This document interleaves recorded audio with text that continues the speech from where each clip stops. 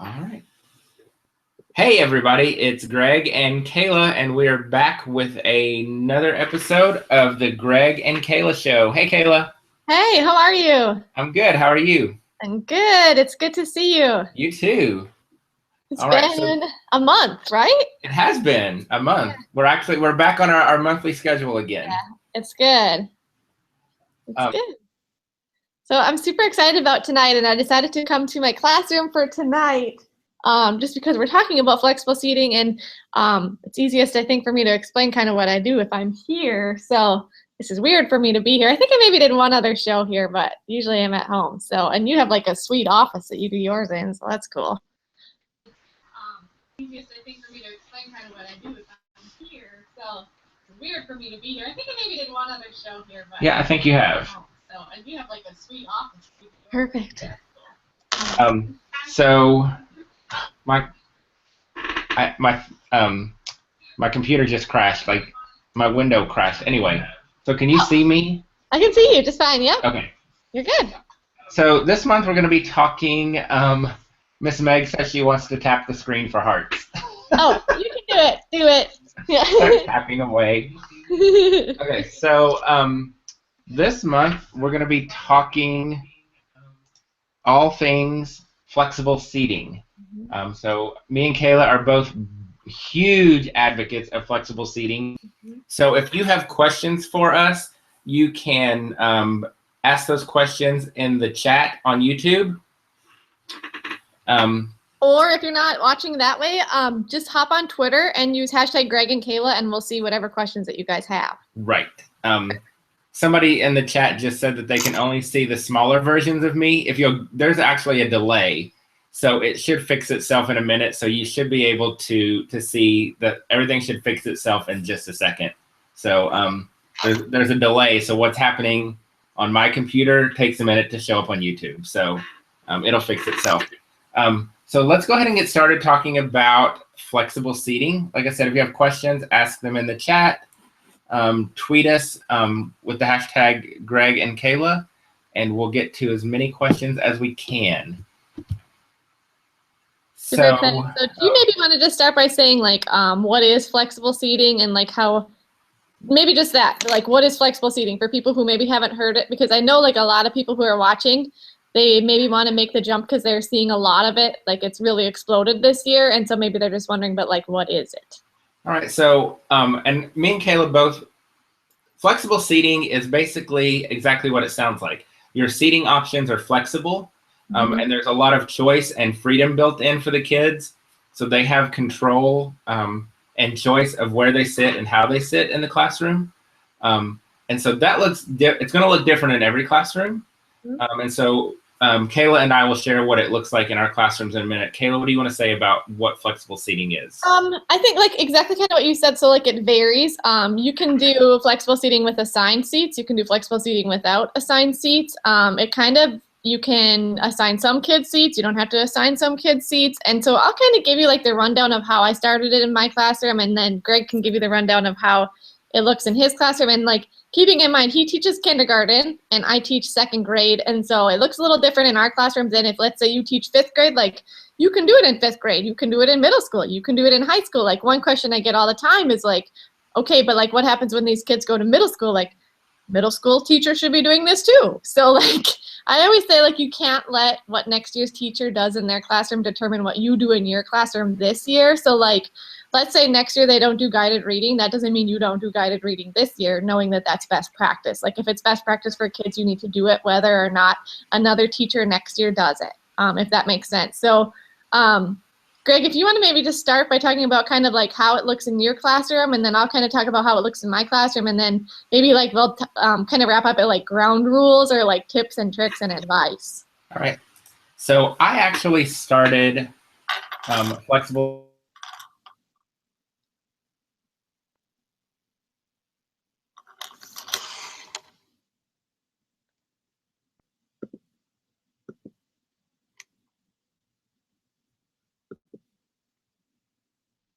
had a very, very small, very, very oddly shaped classroom. And with the tables in the classroom, it just wasn't working. And so I was actually a fan of Erin Klein at Yeah. Kleinspiration, and I had saw on her blog that in her classroom she had flexible seating. And so I got to wondering if that was something that would work in kindergarten. I think Erin is second grade. She's second. Yep. Okay. I'm going to tweet to her right now, actually. And so I did some research and found that that there's a lot of research that supports flexible seating. It's great for creativity, it's great for collaboration, it's great for teamwork. And in my situation, I needed the space, and so I decided that I wanted to go with flexible seating, but I was going to go to a slightly different extreme, and I went no tables, no desks. So I went to my principal and asked him if I could try this bold experiment in my classroom, and he was 100% supportive. So we got rid of all the tables in my classroom. I did keep one, and I still have one because I want the option there. And if sometimes I need to be at the table, the kids want the table. So in my classroom, what it looks like is that we have no tables and no desks. So everything that we do in our classroom is done on the floor. The way it works is that we use bath mats from Target and clipboards. And so when it's time to work, either in centers or morning work or independent work, the kids grab their carpet and their clipboard and they find a spot in the room and they work. So we do all of our art projects on the floor. We do our Foodie Fun Friday on the floor. We do our Mad Science on the floor. So everything that we do is on the floor because we have no tables and no desks. And I am now 3 years into no tables, no desks, and I will never go back to using tables and desks. It was that much of a game changer and had that much of an impact on my classroom. So I will never go back. So in my classroom, flexible seating is no tables, no desks, and everything is on the floor. And the flexible part comes in that the kids can choose to sit wherever they want in the classroom and do their work. That's great. Okay, so Erin inspired Greg, and I had seen Erin's classroom, I want to say maybe 2 years ago or 3 years ago when she started ditching desks, and I remember seeing a picture of her classroom and it looked like her kitchen, like a kitchen of a house, and I was like, is she like homeschool or what is this? Like, this is not a classroom. And then I started looking more and more at it. I'm like, this is a beautiful space. It looks like a home. And I was like, that's really cool. I don't even know how to do that. So I kind of just kept doing what I was doing. And then like a year later, I saw that Greg had like these bath mats from Target. And I was like, that's cool. I like the idea of having choice in my classroom. So like last year, my kids could choose bath mats or like their crate seats. And that's how I started last year. And I thought like, oh, that's so innovative.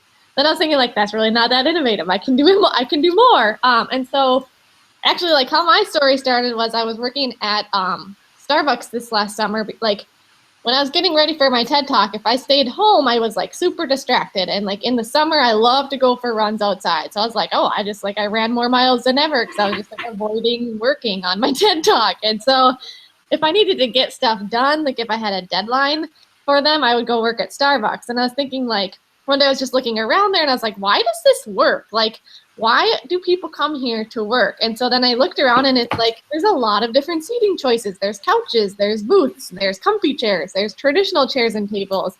And like just the aesthetics of it, like you can tell they really put a lot of thought into it because like even from just what they have on the walls and like the color and the music. And it's just like, you go there and you know you're going to get your stuff done. Like it's just set up for like work like that. And so I thought, why can't I do this in my classroom? And then I decided like, I'm going to do this. And so I started incorporating more of like the bath rugs and like the yoga mats. And obviously you're not going to see that in Starbucks, but like the option of a lot of different, like, I'm just going to roll up my yoga mat.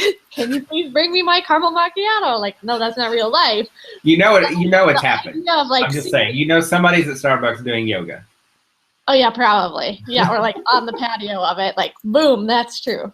And so I started like thinking of like what I want to give a lot of choice of just different kind of seating. And so like I have a table that has no legs behind me where kids can sit on core discs that are like OTPT approved.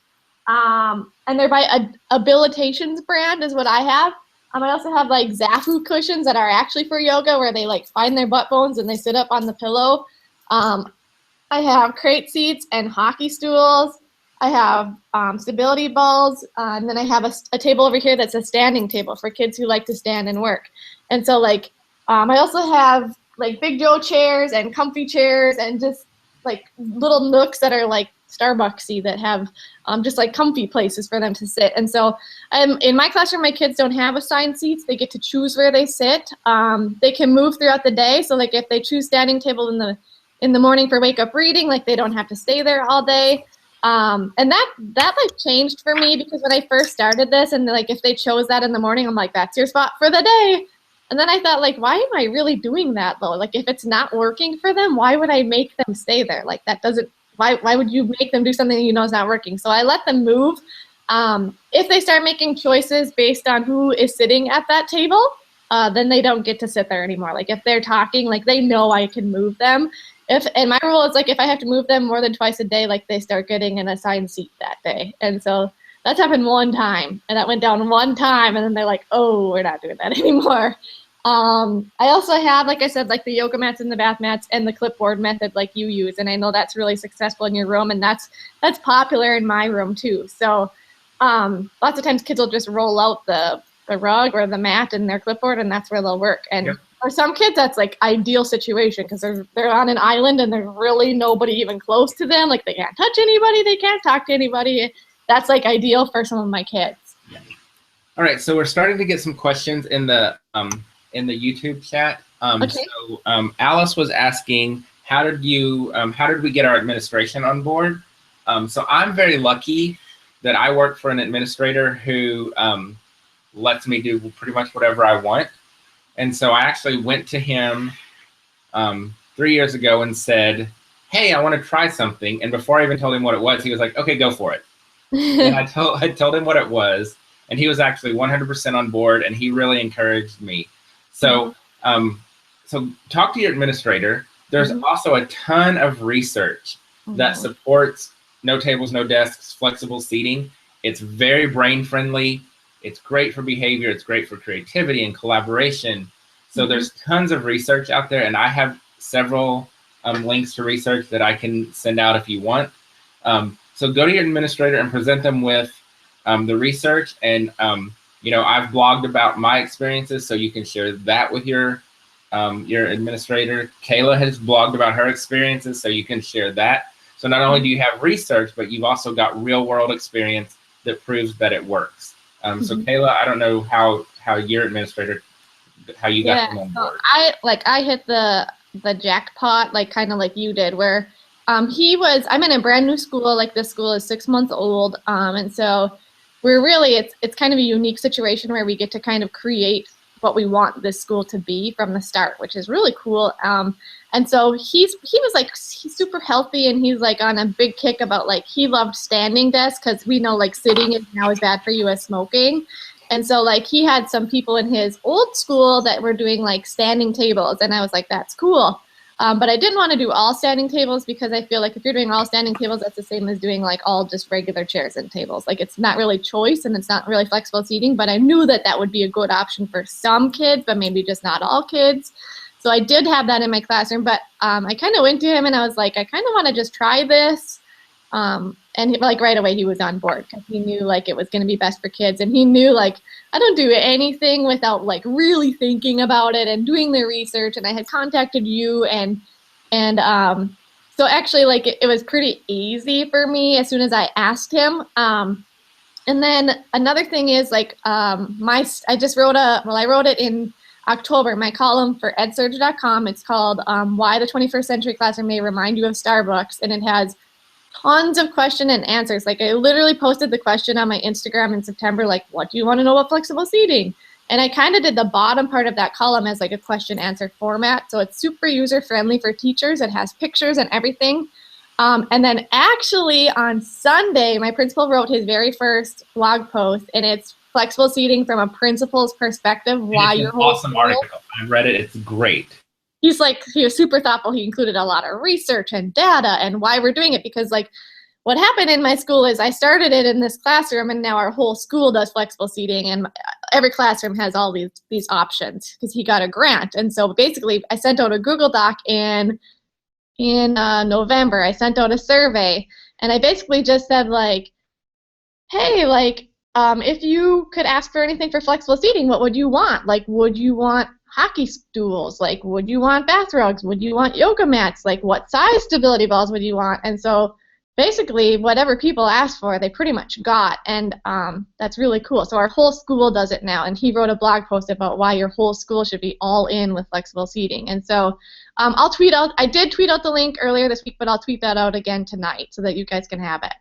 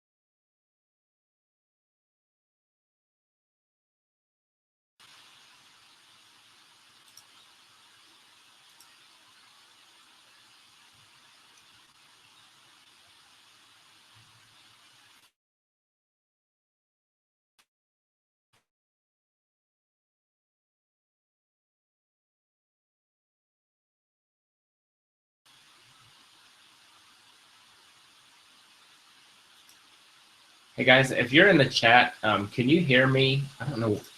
Kayla, where did you go? Come back.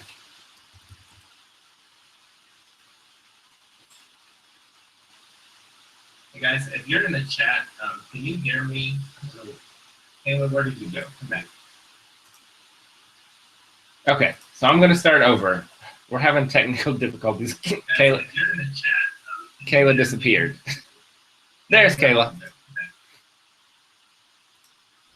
Hey, sorry. Okay. You froze up, and then I couldn't hear you at all. Sorry. For some reason, my screen keeps crashing and then reloading. I don't know what's going on. It's okay. I think we're all good. Okay, so I'm going to start over because I just went through my whole spiel and nobody could hear me. So on the first day of kindergarten, when my kids are coming in, I already have the rugs and the clipboards laid out in the classroom. And I tell the kids, hey, in our classroom, we do everything on the floor. So why don't you pick a rug and get to work? And so they immediately are exposed to being on the floor and finding a spot in the room. And then we immediately start working on rolling up the mats. So of course I model, and they practice rolling them up. Then we practice how to safely unroll the mats without flinging them in the air and hitting our friends in the face. Our mats and clipboards are stored in a big laundry basket in the room.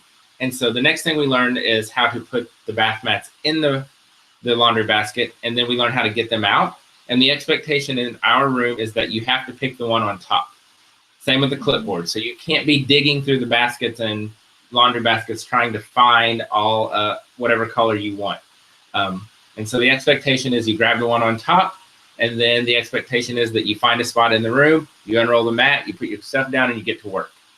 So those are really the only expectations and procedures that I have for my classroom, because we don't have a lot of choices as far as like hockey stools or bean bags or anything. So so it's all about getting the mat quickly, getting the clipboard quickly, and finding a spot and getting to work. I tell my kids we're not zombies, and so I don't want to see them roaming around the room trying to pick a spot. So really it's all about get the rug, get the clipboard, find your spot, and get to work.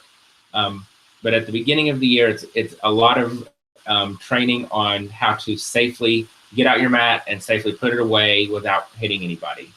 And I have I think Kayla mentioned that she had to do assigned seating one day this year. I have a friend this year who her spot is right beside my guided reading table, just because she won't do her work, and so she sits beside me. And so that's just her expectation, and she knows when it's time to work, she has to work beside me. So you can always address individual issues and not really have to change the whole classroom. So my little friend just sits beside me every day.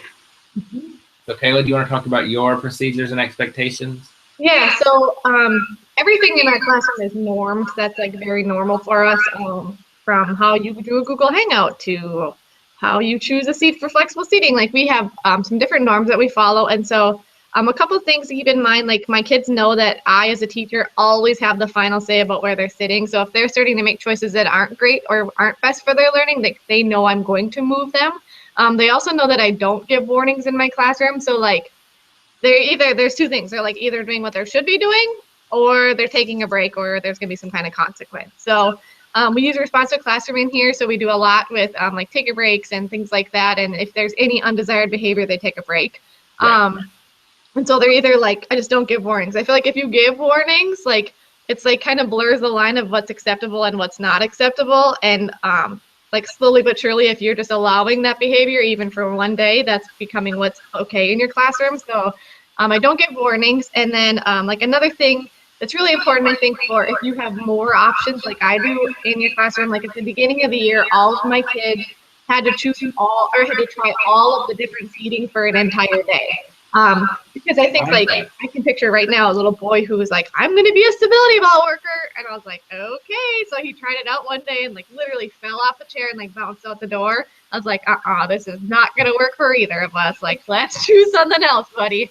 And so like he swore though that's what he's going to do. So until you have them all try all of the spots, they don't know actually what's going to be best for them, and they might be surprised. So lots of my kids work really well in most of the positions or most of the spots. There's a few people that they know like this is not going to work for them.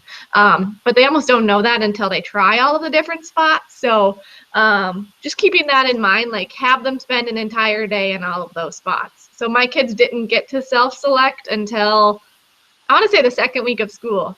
And another just procedure that I think we're really good as teachers about doing is like just reviewing and going over the norms. Like I think we do that for everything, but like for me, it almost took like a few weeks ago. Like I did it right after Christmas break. I was like, okay, we literally went through like, what is this? This is a hockey stool. How do you sit on the hockey stool? Where do your feet go? Where does your butt go? Like what's acceptable? And we went through all the pieces and all the expectations. And then it was like, okay, we're good to go for like 6 months. Or you're really not good for go for 6 months. Like we went over it again 2 weeks ago because it was just not really working. And kids were choosing spots based on who was sitting there and not really what's going to be best for their learning.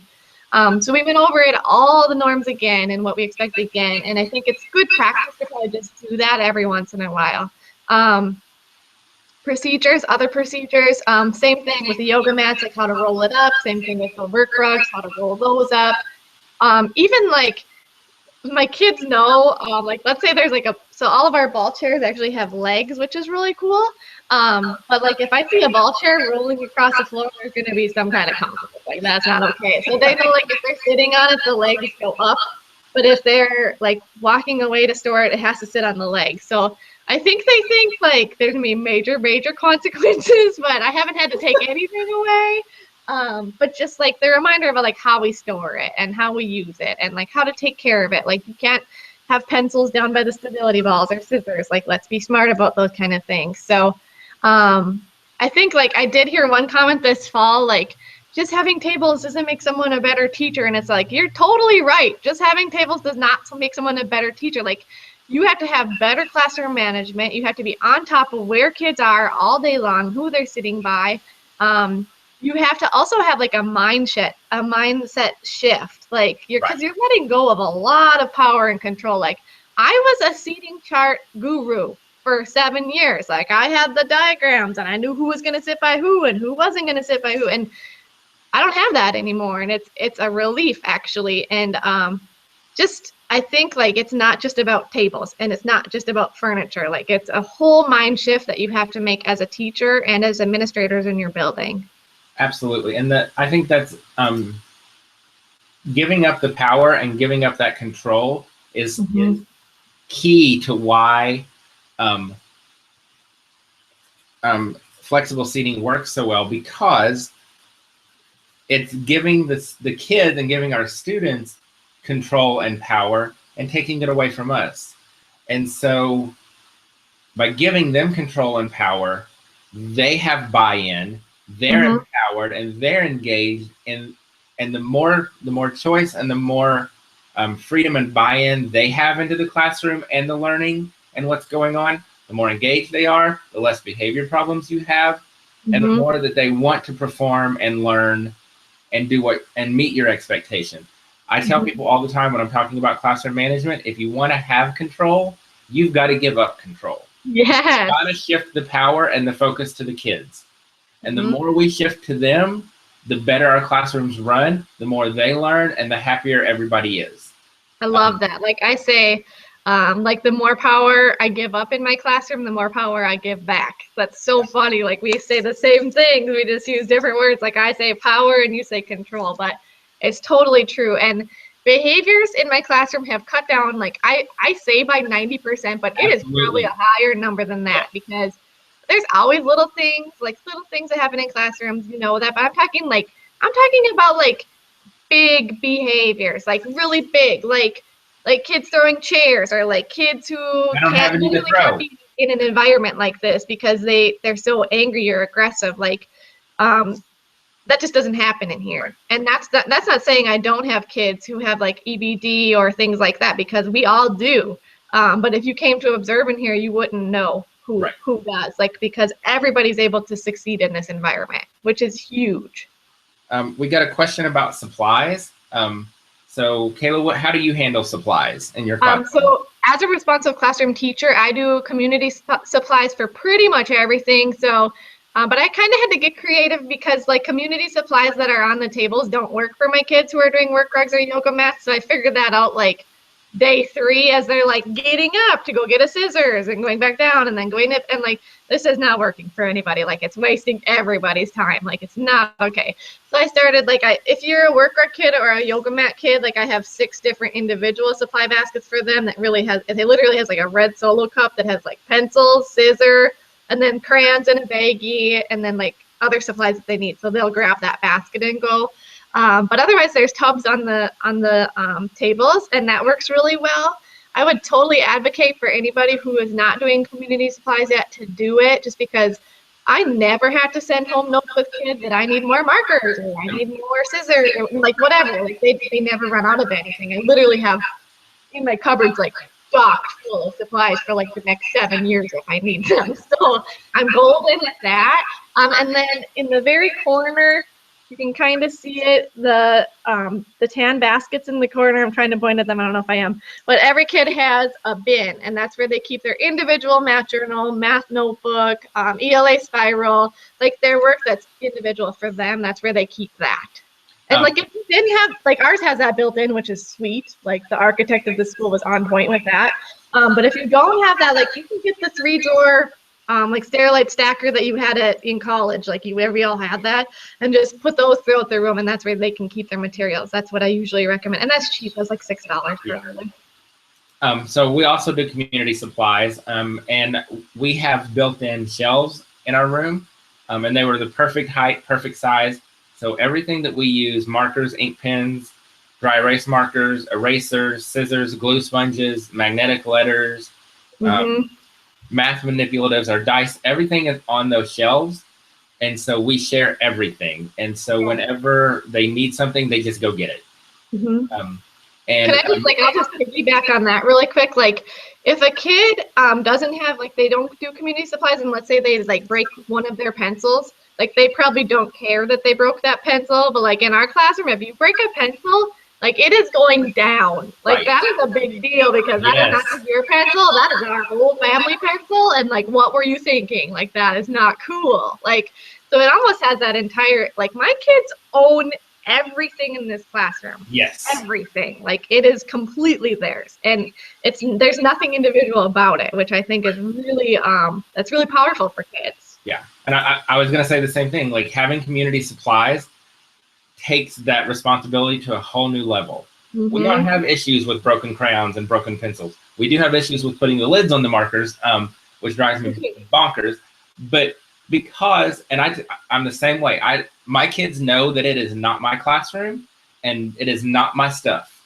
It is our classroom, and it belongs to every one of us, and every single thing in that classroom belongs to all of us. It's not my stuff, it's your stuff. And we have to take care of our stuff. And like you said, if they don't take care of that stuff, it's on. And we let each other know about it. And so having community supplies also promotes sharing. So my kids are tremendous sharing, because we do it all day, every day. And so it's just their normal, and it's something they've internalized, and we share everything, including germs. Which is why Lysol is our Please tell me you know that, Robert. We share everything. Yes. Okay, yeah, we share everything. Yeah. Beginning of the year. Perfect. Yeah. So community supplies is another game changer as far as classroom management and teaching responsibility and sharing and respecting of things. Then we had a couple of questions about how we handle this with a sub. And so I just have, in my sub plans, I just write, a blurb that says, in our classroom, we don't use tables and desks. The kids are free to sit wherever. They use their bath mats and the clipboards. And at this point in the year, the kids are so well trained in no tables, no desks, and flexible seating that it doesn't take a lot of explanation for a sub. My kids, are pretty good at explaining to people who come in why we sit on the floor, why we do what we do. So just in my sub plans and in my class information in my sub folder, I just, kind of put a blurb about this is how we do it. The kids sit wherever. If there's an issue, you can move that child close to you or have them move away from whoever they're talking to or whatever. But just a short little blurb, and it has not been an issue at all in 3 years with a sub. Mine, same. I just put it in my sub plans. I'll also though list like these two little buddies like to try to sit by each other. Don't let them trick you. Like, that's not going to work for you. So like, just to keep that accountable. But otherwise, yeah, just like, here's how we do, here's why we do it. Same. I haven't had problems. I mean, I'm only 6 months into this. I haven't been doing it for 3 years, but haven't had problems yet. So that's a good question though. I get that question a ton. And then we had a question about the whole group, and then are we transitioning from mats and no mats back and forth all day? And the answer to that is yes. So when we do whole group, we have a circle carpet in the middle of our classroom because I believe that kids should be the center of everything we do in the classroom. So our whole group learning takes place right in the center of our classroom on our circle carpet. And so whenever any whole group instruction, morning meeting, mini lessons, it's all done right there on the circle carpet. And when they're off to do independent work or working in their centers or workstations or the hippopotamuses, they they go and get their mats, and when it's time to clean up, they put their mats up and we come back to the carpet. So they're absolutely going back and forth every day. Just like in a classroom with tables, they would be going from the carpet to their tables, back to the carpet. Instead of going to tables, we're getting our bath mats. That's a good question. Mine's kind of the same. So I don't have a circle rug. I have like this. It's from Lakeshore. It's like the best rug in the world, in my opinion. It looks like this. So my kids actually have assigned seats on the carpet. I don't know if yours do, but mine do have assigned carpet partners, and I'm super particular about how I pair them up. Like, I pair, like, if you're above average kids, I pair them with another above average kid or an active level kid. And like active level kids can be paired with other active level kids, or some below level kids go with them too. But I don't pair below with below or below with above ever, because I feel like their conversations and their discussions aren't going to be as rich. So I'm really particular about that. And I also leave that green row open. So kids sit in purple, blue, orange, and red. And I leave the green row open for myself, and they call it my runway because I will work that like a runway sometimes. But I'll have them from the stage for like turn and discuss, and that way I can go all the way to the back and actually hear what those kids are saying. Because lots of times they probably like I want to make sure they're on point and that they're talking about what they should be talking about and not talking about what they're going to play at recess, which I feel like sometimes they'll be like turn and discuss. They'll be like, so do you want to play football or basketball at recess? Like, so I think I make them accountable because they know I'm going to get here and I'm going to get back to them to hear what they're saying. And if they're not doing what they should be doing, I'll be like, you need to fix this. You're not on the right track. And so I think like that's the tip that I have. And then, yes, my kids transition back and forth. So the only thing that really has to ever get put away, I guess, like tuck the ball chairs in, like put the yoga mats away, but it's really not more time than it was when I didn't do flexible seating. That's a good question. Yeah. So then we had a question about parents and if you had any resistance. And so I've done this for 3 years, and I will say that this is the first year. I moved to a new school this year. And so this was the first year that I had a little bit of resistance. I had a mom. Well, and because I think, especially going no tables, no desks is such a drastic difference than what you're used to, what's traditional. But I had a mom, God love her, she called the school 3 times in one day, wanting to know when the furniture was going to be delivered. Stop it! And so we sat down with her and the principal, and we explained why there was no furniture. And she still asked that her daughter be moved to a new classroom, and that's totally okay. Like, that didn't hurt my feelings. It didn't make me mad. I get that it's very different, and so it takes a little getting used to. But I will tell you this: I have spoken to the mom, and she wishes that her daughter had stayed in my class. But that's the only issue I've ever had with a parent. So parents love it. Parent issues. I did have like a parent who was brutally honest though at conferences after she was comfortable with me, like because it all started like when they come in for open house. Well, first of all, we had like 1 week to get our rooms ready, and so like we got it ready, we got it together, and then it was open house, and the parents come with their kids, and like they have all their backpacks and their supplies, and they're like, okay, where's her seat? Where should we put her stuff? And I was like, I don't really do seats. I just do flexible seating. I don't really do assigned seats. I don't do pretty much anything traditional. Like, I explain it to parents the same way every time. Like, so just find some place that you think maybe your child would like to work the first day of school, and that's where you can put your stuff, because I'm going to go through it anyway and put all this, because I do community supplies, so I just put it all away, you know. And like a parent at conferences I think we do conferences in November, might have been October, was like, just so you know, I was actually very hesitant because I just wasn't sure how my child would do in like such a not traditional setting, but she's really doing really well and we're liking the results. And so it actually, like, she didn't tell me at open house, and she had like a real good poker face because I did not know, and I have no poker face. Like, what I feel is on my face all day long. So I was impressed. And then the conferences, she told me that, and I didn't know, like, every parent seemed to be okay at open house. So I didn't know until conferences, but parent support has been huge and overwhelming, actually, overwhelmingly positive. And I think with parents, I think they want their kids to be happy. They want their kids to be successful, and they want their kids to behave. And so anything that we're doing to help that, and if their kids are coming home and they're happy and they're loving school and they're having fun and they want to go back the next day, I don't think parents really mind where they're sitting or if they're sitting on a ball or a hockey stool or on the floor. I think it's all about the kids being happy and being successful. And flexible seating just gives them more opportunity to be happy and successful. So I think the parents love it. As long as their kids are learning and they love school, like, those are my 2 goals no matter what I have for seating. Like, I want their kids to not just like school, like I want their kids to love school. Amen. And I think that's our job as educators. Like, your kids should love school and they should be learning. And so, like, if they're doing those two things, I'm set. Like, exactly. Yeah. If we're learning and we're having fun, and at the end of the day the kids don't want to go home, then I've done my job very well. Me too. Love that. We also had a question about the cost associated with flexible seating and who pays. Yeah. Mine, of course, I don't have any furniture, so we have no cost associated. Free. Just get rid of your tables. It's totally free. The only cost I had was the bath mats.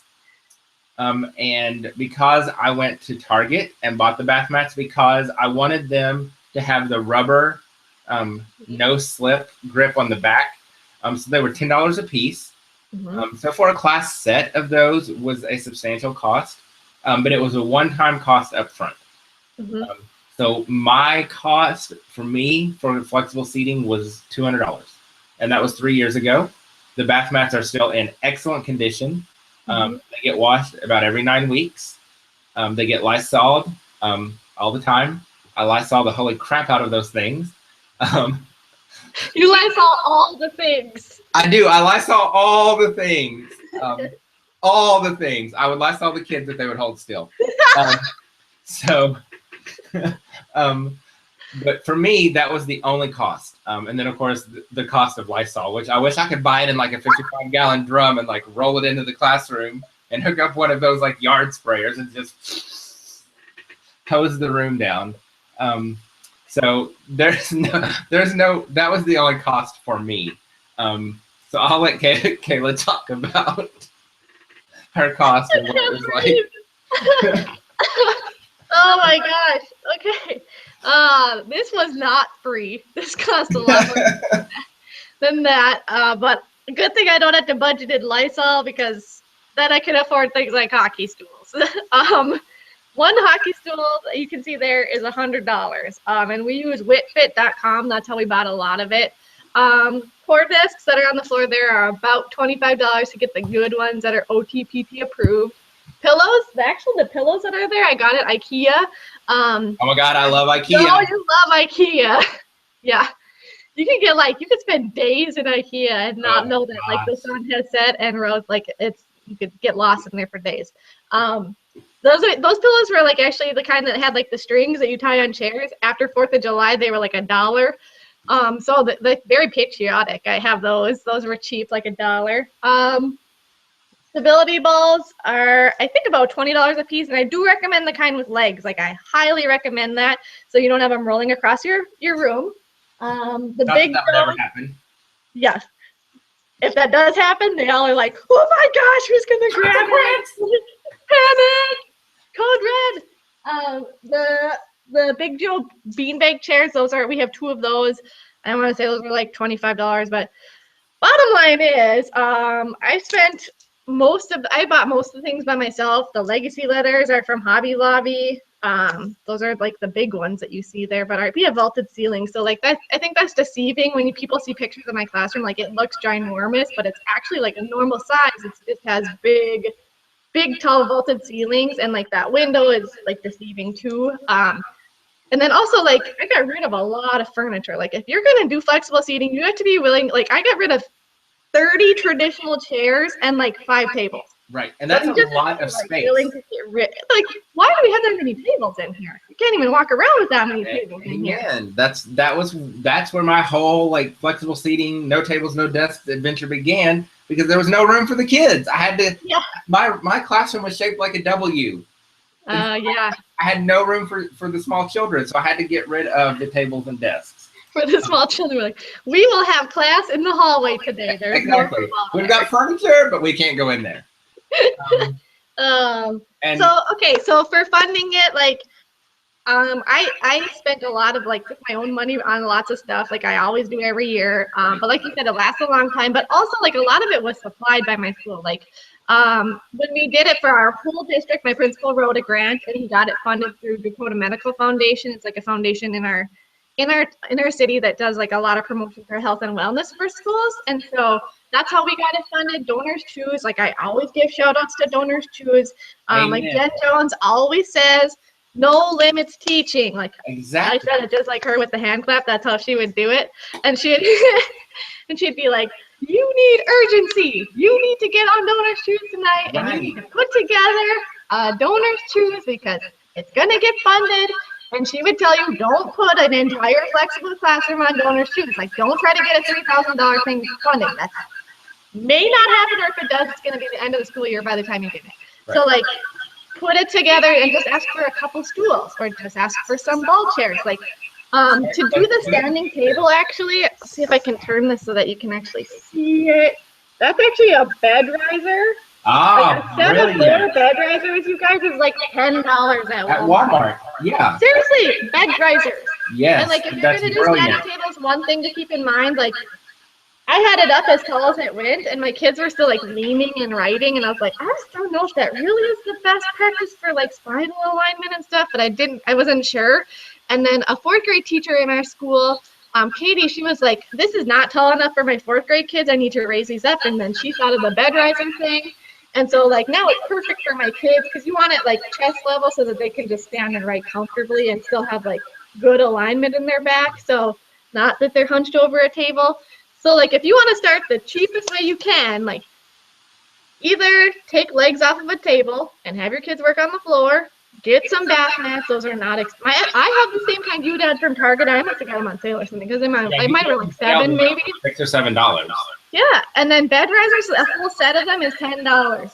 Totally doable. Like you can do this tomorrow for super cheap. Those crates. And yoga balls aren't that expensive either, like at Walmart.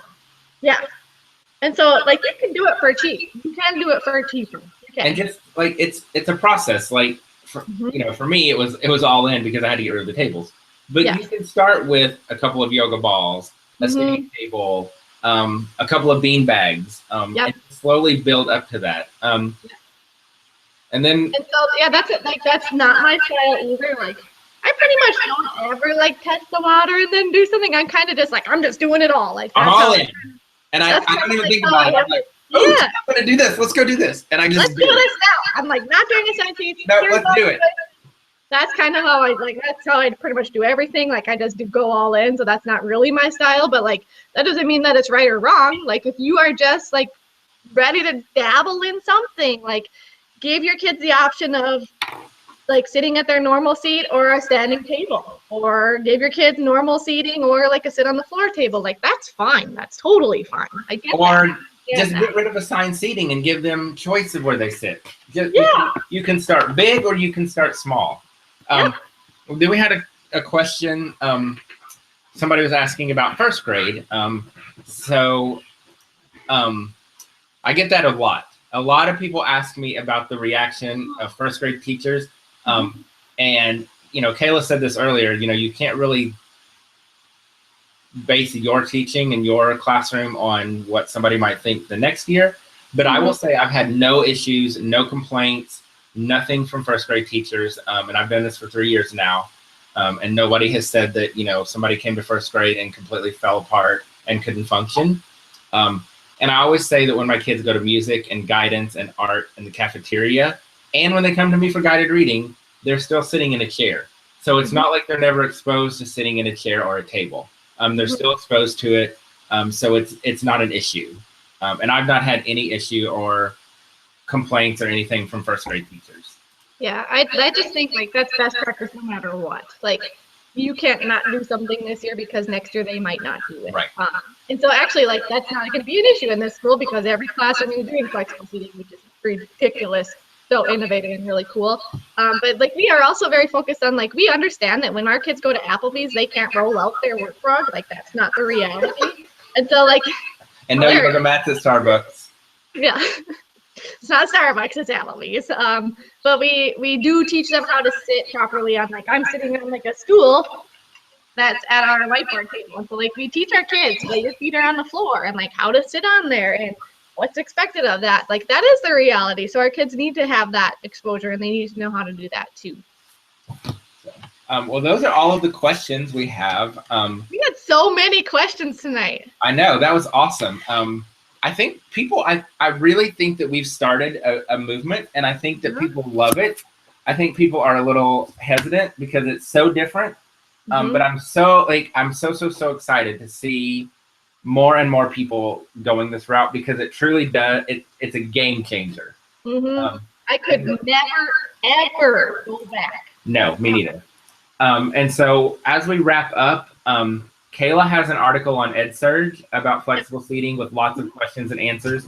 I've got several blog posts on my blog, thekindergartensmorgasbord.com, with links to the research, how I started it, why I started it, how it works, all of that.